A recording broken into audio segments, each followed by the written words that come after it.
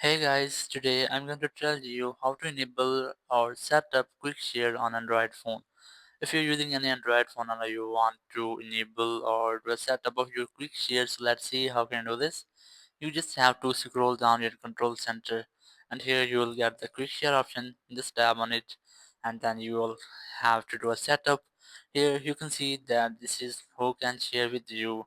So it's mean you have to allow that who can share with you. If you want to allow only contacts, so select contacts, but if you want to allow everyone, just select everyone. But you just have to enable this which is only for 10 minutes, then just select done, and after that your easy share or quick share has been set up. Now you can easily use your quick share.